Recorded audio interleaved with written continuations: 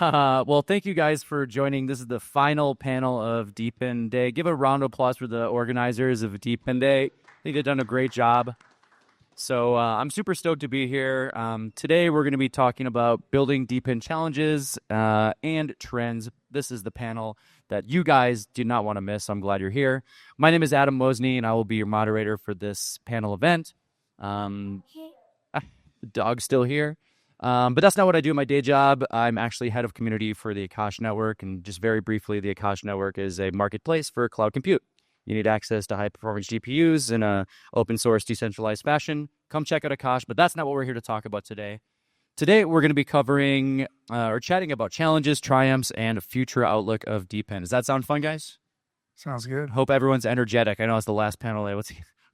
He's ready to go. They're ready to go. Cool. Before I get into my questions, I want to introduce our panelists. First, we have Mike Horton, project creator / founder of Geodnet. And I saw somewhere online, I forget it was Twitter or LinkedIn, it said, "Go Bears."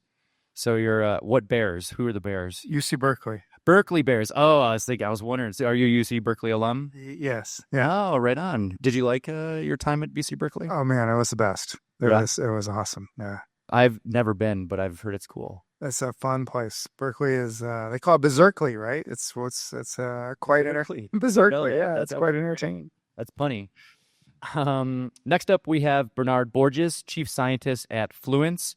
I was trying to find something on you online, and you're a ghost. So just let's see if my efforts are working. Yeah, I mean, this is crypto. Well, you're doing a bang-up job.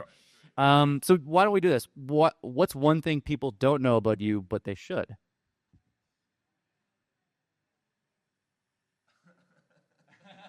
He's like, I'm not answering. They should. I'm actually from Germany. Oh, right on. Cool. Well, welcome to the United States. Well, it's been really almost 40 years. Still, it's a late welcome, but welcome. Nonetheless, welcome. Next up, we have Dr. Kai, and I'm not going to pronounce your last name correctly, so I'll say Dr. Kai, CEO and founder of Impossible Network. And when I was looking into you, I saw that you are a German mathematical Olympiad state champion. Is that correct? Long time ago. Long time ago. I was going to ask you about the Raman hypothesis. Have you heard of this? Yeah, but this is something I never worked on, to be honest. And I haven't solved it.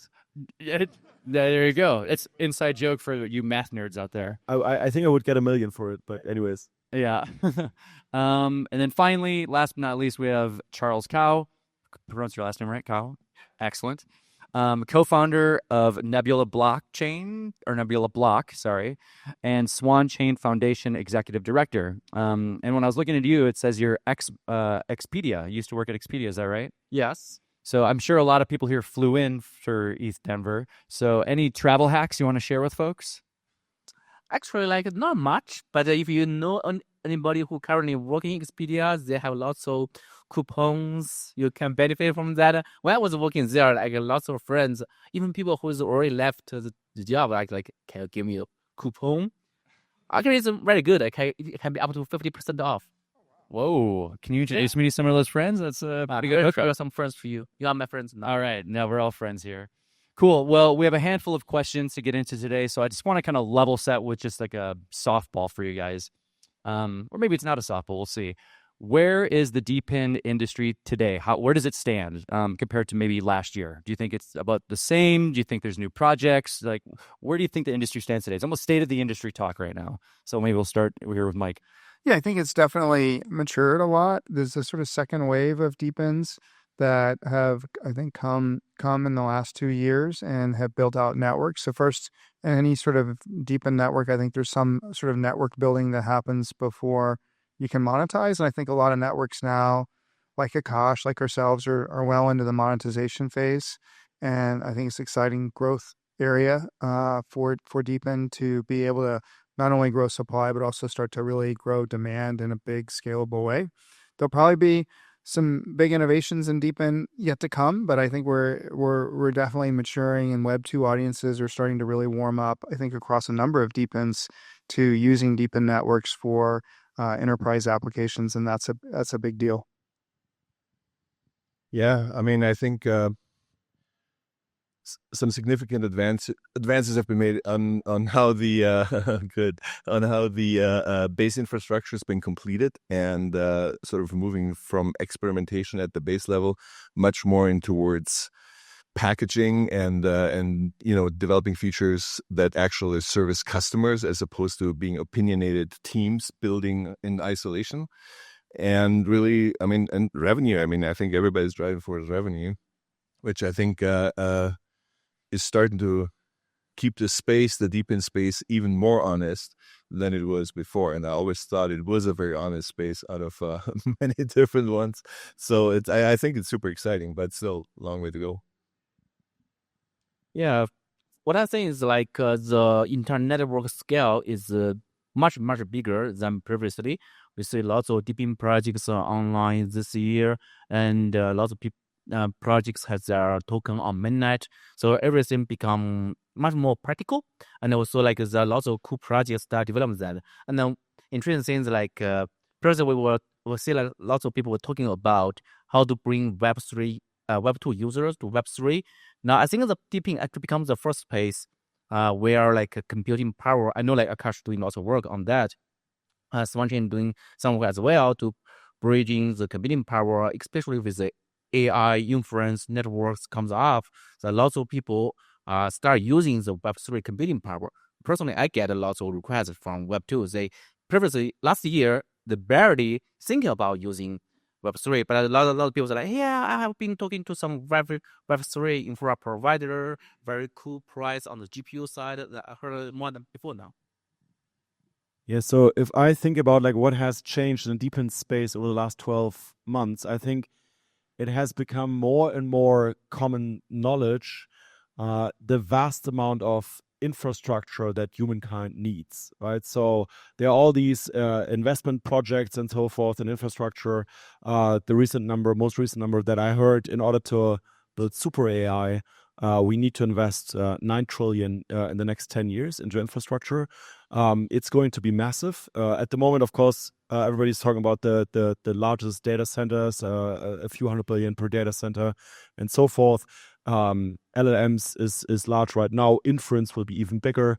So you need much more decentralized infrastructure there.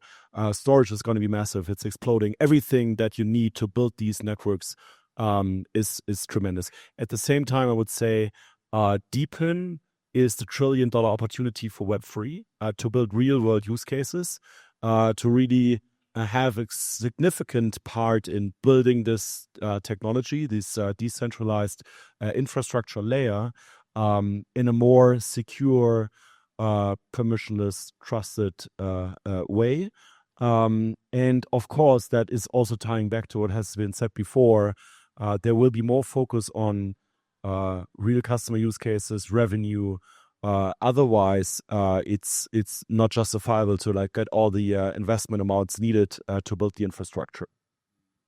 So before we get into the kind of the fun questions, like what are the fun stuff you guys are building, or what are some of the cool things you've seen in the future of the space? Let's talk about limitations, because it is still, DePIN is still kind of newer. At least I think it maybe is. Maybe I'm wrong there. But I want to talk maybe about what are some of the limitations currently existing in decentralized compute, storage, or data networks. And then what are some ways... Oh, he doesn't like this question. What are some ways you guys are kind of approaching, kind of crossing those hurdles or going through those barriers? So for us, I think the biggest challenge has been in geospatial. Obviously, you want to have kind of coverage everywhere. People are interested in, global high accuracy positioning, and that's the core service that Geodnet provides. And DePIN works extremely well in developed economies. So we have blanketed the United States in coverage. We've blanketed Europe, and even Eastern Europe has done very well. But you get to somewhere like Africa or South America, it's a much trickier game. We can't rely quite as much on full decentralization. We need to find sort of key partners in those areas who could deploy like a lot of hardware. So that's, I think, one of the challenges that we see that we're working towards figuring out, maybe partnering with RWA projects, different ways to build out infrastructure in some of the more developing world economies. We've had a big success in India. We now have the largest network for high accuracy positioning in India, but we've put a huge effort into that too. So it hasn't been as scalable as I say, or easy for us as say Europe or North America. So that's something from our side that it's a barrier. On the tech side, I think you deal with highly heterogeneous resources, and you want to present them as a smooth, homogeneous compute fabric for us, for example, and that's a very significant challenge, especially if you don't want to, whitelist or shape your input sources of compute too much. And so that's a big engineering challenge, and that's something I think we've solved for quite a bit on the decentralized VM. The other part is as part of this homogeneous fabric, how do you actually deal with competitive disadvantages? Like Amazon, for example, they have these high availability zones or availability zones that are connected with high-speed internet, which if you have heterogeneous data centers, you really can't do that. So you have to come up with other network structures, how you integrate. For us, we compute with storage, for example.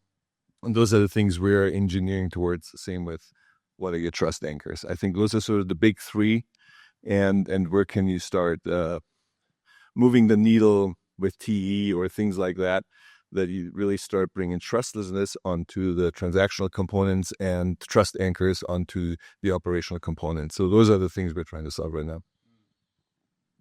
Yeah, what I was saying, the biggest challenge for us is the SLAs, the service level agreement, compared to the traditional cloud computing, because sounds like we are DePIN, we have different providers. Each providers have different conditions, network conditions. Some of them in data center, and the data center itself has a tier 1, tier 2, tier 3.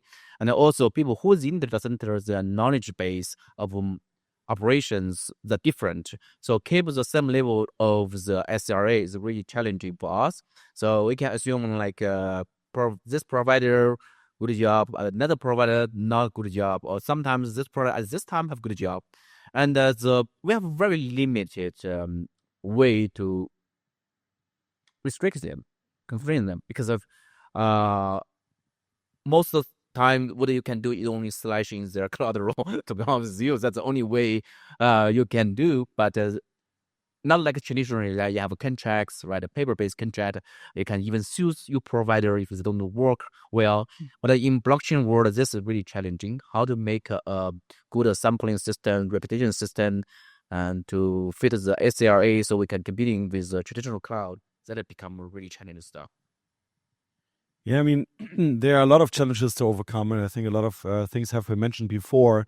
What we focused on as one of the main challenges from very early on is the demand side. So I think Web3 has proven really being able to significantly build supply side, really super large networks and so forth. What I think has been always a problem so far is really bringing the mass adoption, the demand side into this technology. So in order to overcome this as challenges, what we have to do is you really need to have the right security, availability, durability, and so forth. At the same time, performance is super important. For enterprise customers in particular, also compliance is tremendously important as well. And then ease of use, ease of integration, UX, UI. You need to abstract away all the complexity that a blockchain protocol, tokenomics, having to have a wallet, token, whatever might add, because enterprise customers will not use it then, right? So these challenges we worked on significantly, and it took really a while to build this bridge from Web3 tech over to Web2 usability. So tough problems, but I think we got some gigabrains on the case. Sounds like he's on the case too. I can tell he just shook his head. Let's get into some of the fun stuff then. What are some of the advantages of decentralized cloud solutions over the traditional centralized providers? Boo. Well, we have a bit of advantage in the space that we're in that you can't be centralized because you have to have this physical coverage. You have to have these devices deployed all over the world and have this even geospatial coverage. So it's inherently a decentralized problem.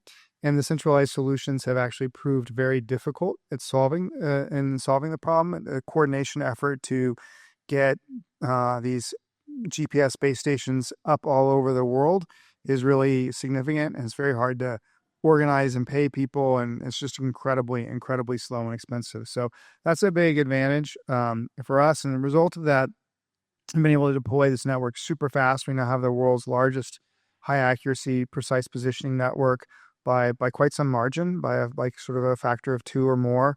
And I think the DePIN coordination of being able to do that is really the fundamental reason for that. I think market efficiency is one thing, like really taking out absurd margins on what increasingly should be a fundamental right, being able to access compute and run your bots and run your LLMs. Snaps to that. And so on the one hand, hey, we're 75% cheaper than one of the big ones. It's a big number, but it's actually a really, really big number if you step into countries that are not necessarily the US or Western Europe. So I think this is a really fun, high impact component of what we're doing or trying to do. And the other part that I think is a lot of fun is actually enabling stacks, Web3 stacks, that have spent an inordinate amount on building towards the Web3 ethos and were fundamentally stuck on centralized infrastructure because it was alternative. And freeing our brethren in Web3 from those shackles is actually a lot of fun, to be honest. So, I mean, those are the things I think that are really some of the fun things, at least from what we're doing, is really exciting and also entertaining at the same time. Yeah. I can see you're getting a kick out of it. Yeah, for us, like I feel like the freedom of the resources. I really like that part because I frequently see a payment solution or this solution, that solution. They always have the requisite like okay, Canada region is not a part of the service area. US region is not a part of service area because compliance, because this, because that. But honestly, when I was deploying models or doing lots of convenient resources, I wanted kind of freedom to access the various and lots of different type of resources and access at any time. So this part, I have reached some region which I never touched before. For example, with Amazon or with Google, there are always some region you cannot deploy your devices. But for me, using Web3, I can go to anywhere as long as our network connected. That's really the fun part. I feel the freedom.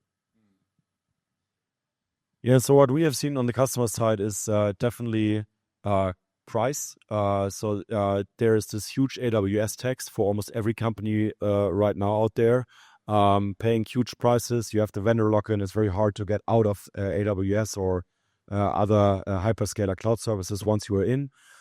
So this is one factor for sure. And then another factor is definitely data sovereignty. And we see this is getting more and more important, especially in the AI world where data is getting more and more valuable because you can do more with the data. So companies care more about the data sovereignty. That also means geofencing and close by geofencing is becoming more and more important.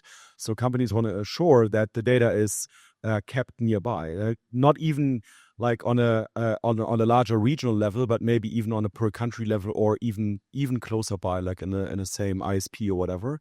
So this is something that companies care more about as we see it, and then down the line, what people also see is no single point of failure. Even the largest hyperscalers have from time to time outages and so forth. Of course, then you can go with multiple regions there and a more sophisticated setup. But in the end, I think the internet was designed for good reason as a decentral network, having no outage as a whole ever. And I think this is where companies realize that this is giving them much more robustness and resilience, which they need for a lot of services. I like that. That makes me think it's like DePIN's getting back to the roots of how the internet kind of came about. You're welcome, everyone. All right, so I have time for maybe a few more questions here. So that was a fun one. This is the final, I don't know, maybe not sad one, but we'll see where this one goes. What are the security risks of decentralized cloud solutions, and how can they be mitigated? So how does decentralization impact data integrity, uptime, and trust in infrastructure services? Yeah, I think that's a tough question. I think we do all the standard things. I think it is a fear in Web2 customers that it is inherently less secure. We overcome that really with the value proposition of price, coverage, and quality, which we're both really strong on. But it is something I think that Web2 customers need to get trust in. I don't think we're doing, like, our network inherently isn't any different than a Web2 network. It's just the sort of perception that it's decentralized, I do think raises more questions in customers' minds. So I'd be really interested to hear what the other panelists have to share on their thoughts on this one. Yeah, security is obviously a big one. I mean, decentralization is probably its biggest downfall, and luckily, advances made on the hardware side in TE, particularly, so second, third generation, really eliminates the never-ending rabbit hole of oracles on top of oracles on top of oracles to mitigate that trust or trustlessness, whichever way you want to look at it. So while it's still a big challenge, it's also a great opportunity, actually, because if you look how poorly the hyperscalers are supporting security and how much money they make off it by, I think HMS on Amazon is like $10,000 a month, where, a confidential compute enclave really takes care of the same problem at essentially no cost, 5% performance drop, basically.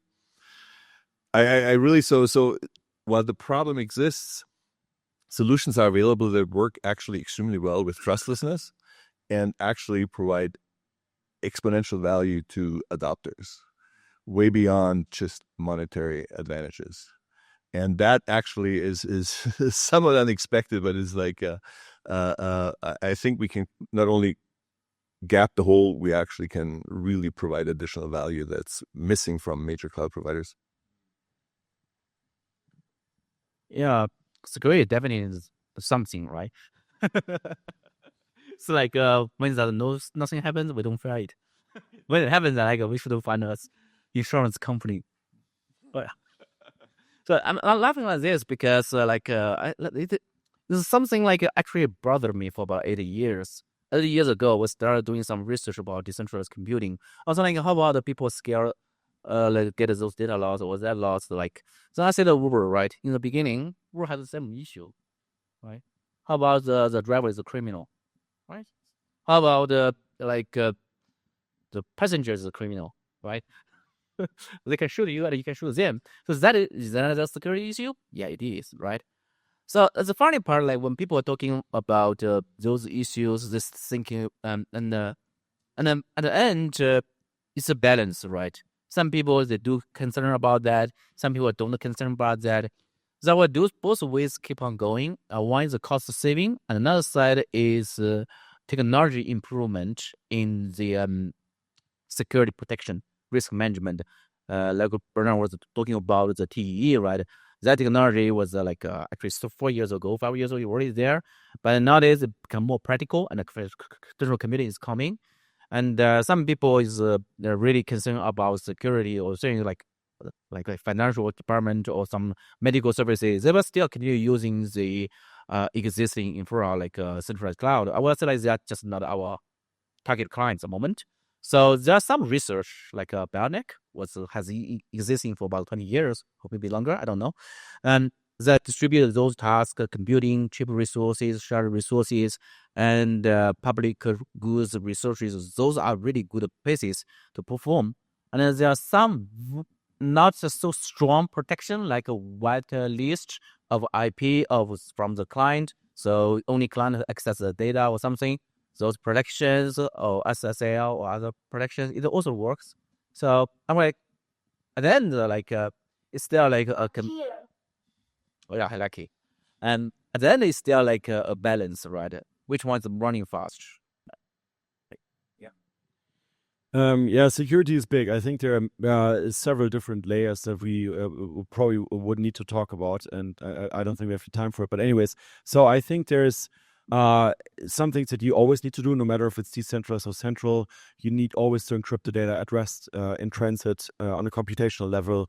If you care about your data, you might even want to do it like encrypted on the client side already. I think there are inherently areas where a decentralized system is even superior. So, for example, the attack surface is much larger. If you want to bring down a decentralized system, it's much harder in terms of attack surface than a central system. Then, of course, you have more and more the idea of a zero trust system where basically you are not protecting only anymore with a firewall that anybody is coming into the network. You're assuming that's happening anyways, and you cannot trust anybody within the network, any participant. And I think in that regard, decentralized networks are built already nowadays much more resilient. Also, if you want to distributed data over several nodes, for example, even if one node might be hacked, I think decentralized network is more resilient. So I think inherently there are more advantages on a decentralized system already.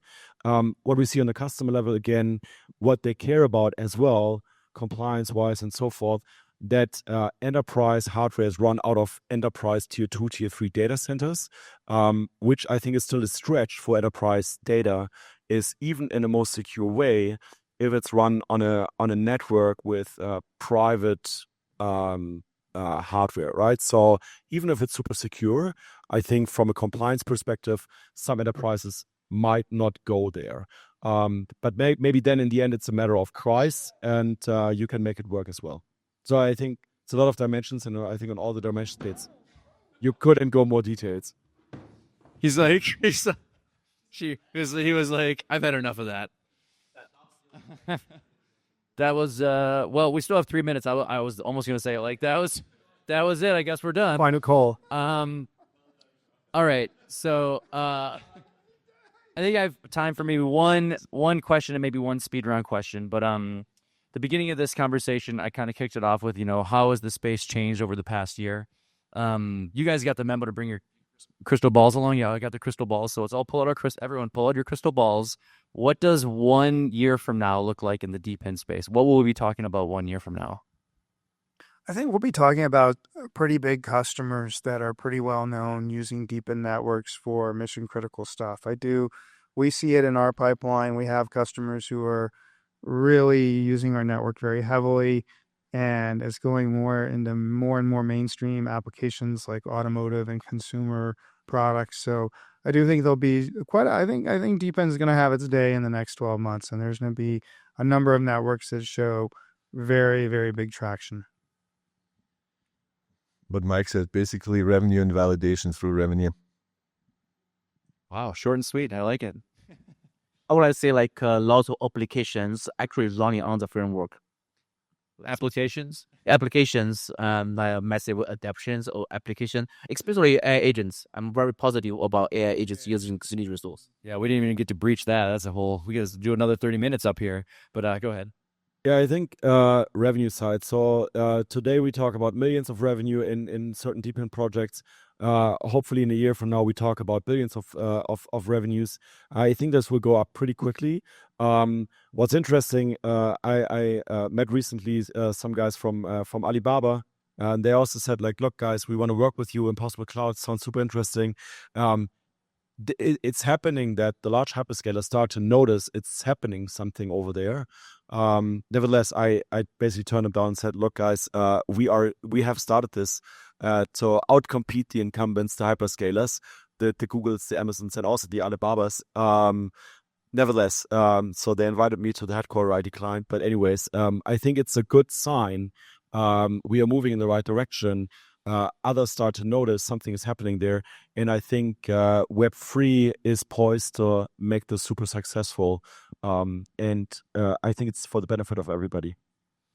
Awesome. So final thing, we got 35 seconds, so speed round on this one. This wouldn't be ETH Denver unless we did some shilling. So what's one thing you'd like to shill about you or your company that you guys are participating in that you'd like to shill? So go for it. So if you're interested in getting a robotic lawnmower to take care of your yard, just let us know. I'll talk to you later.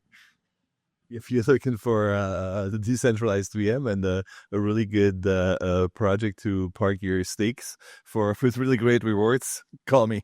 There we go. Yeah, we're interesting about all the people who is like the decentralized computing and working with us. I already see lots of cool payment projects. I like that so much. Token launch coming up. If you want to be informed, Get close to That's it. a good shill.